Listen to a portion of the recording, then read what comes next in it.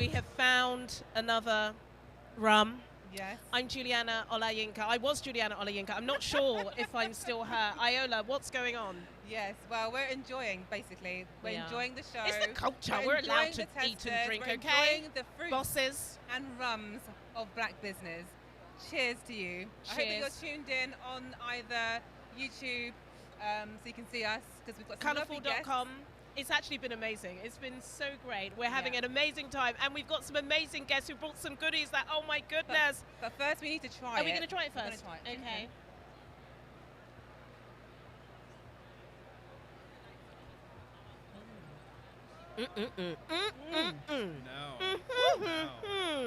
I'm awake. Cashain, Dani, take over, please. Tell us about Kromanti. Very nice. Well, Kromanti is our rum. It's a spice rum, but it's the first rum on the market that is infused with tamarind, and it tends to be the star of the show because it's a great flavour. It gives a very fruity, a fruity note, but also it makes it very, very smooth and drinkable. Well, tell us about. It's an amazing flavour, by the way. I'm not a rum connoisseur. It's amazing. Dani, tell us the vision behind Kromanti. So the vision really is about bringing people together and community, and one way to do that was through tamarind, because it's one of those fruits that's so far spanning across cultures, and we get Caribbeans coming and saying, oh my God, tamarind balls. I remember Then those, as a child, Exactly, and then we have other communities coming up to us and saying, God, I remember picking tamarind from my granddad's tree back home. So it's a really beautiful fruit and really unique, and it gives the rum a unique taste as well. So tell us about the name, Kromanti. It's quite an interesting name. Well, Kromanti is it's a place in what's known as Ghana now, modern day Ghana, and it was an enslavement fort. So we are telling the story. Excuse my lack of geography, guys. No, that's okay. So we are telling the story of our ancestors and our community, and the Kromantis, who were known as being quite rebellious, quite fierce, even through enslavement, and were often fighting back, and they were trafficked throughout the Caribbean.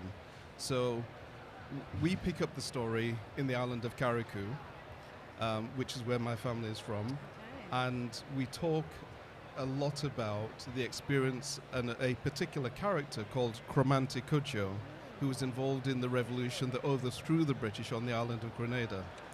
Now, to this day, on the island of Carriacou, during our big drum dance ceremony, we still open the circle with a prayer to Kromanti Rum.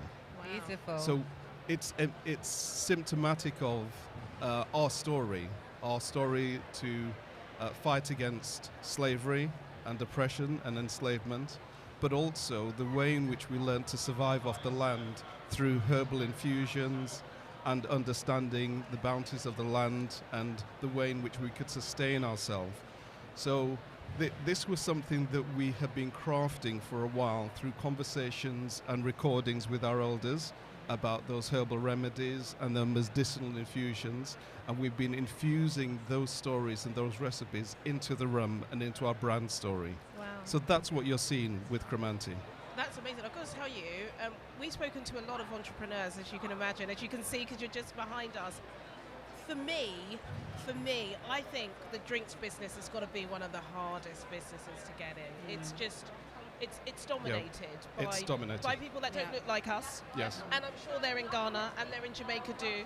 Yes. How have you been able to overcome those obstacles, keep pushing when you know it's saturated, when you know you've had doors closed, but still compete, which I commend you for, because I know it's hard work. People just see the success at the end and the bottle, but they don't know the sacrifices that have been made. Exactly, and I think I run the business with my dad. Is this your dad? Yeah. Yes. So it's a family business. So it's Get Kromanti, keeps you looking young. Exactly. We get a lot of that. But there's something so special about that people relate to. There's the flavour itself is unique as well. So that's actually opening a lot of doors.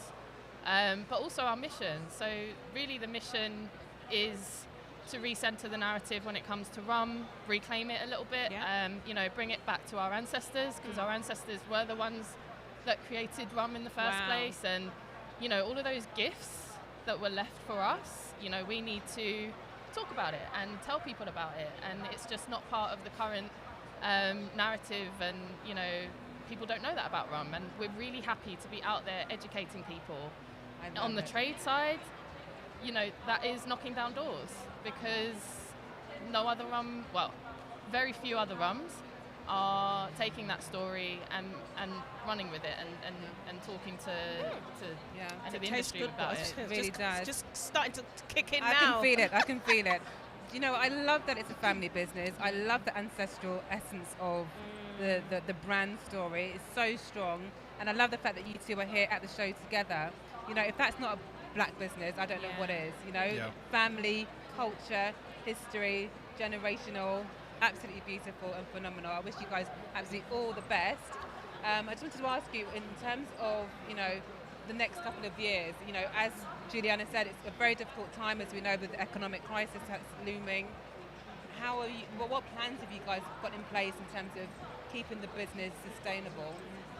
Well, you're right, it is going to be a very difficult time because of the economic change, but one of the things that we're very clear about, and that we constantly hear back from people who find our rum, is that the patterns of people's drinkings is changing. So a younger generation is having a very different relationship with alcohol. They're drinking less, but are much more choosy about what they drink.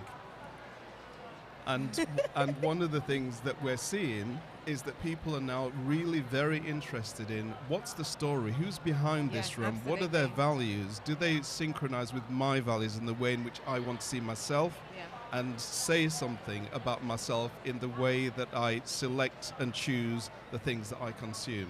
That's one of the things that is really becoming apparent. So in the way that we engage, we are very much focused about that emotional connection, as Danielle said.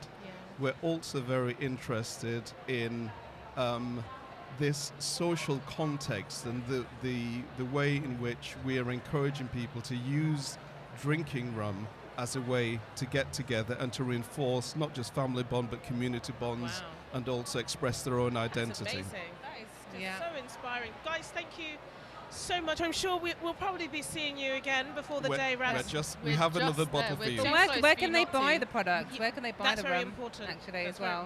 Because I think I'll be needing some more afterwards. Yes. Well, we need to support this brand. So at the moment we're selling direct mostly. So you can find us on our website, kromantirum.com. Otherwise we're on Master of Malt as well. Okay, fantastic. Well, thank you both for joining us, and wish you all the best and enjoy the rest of the day. Yes. Thanks for the you. shot. Very much. Cheers. Cheers.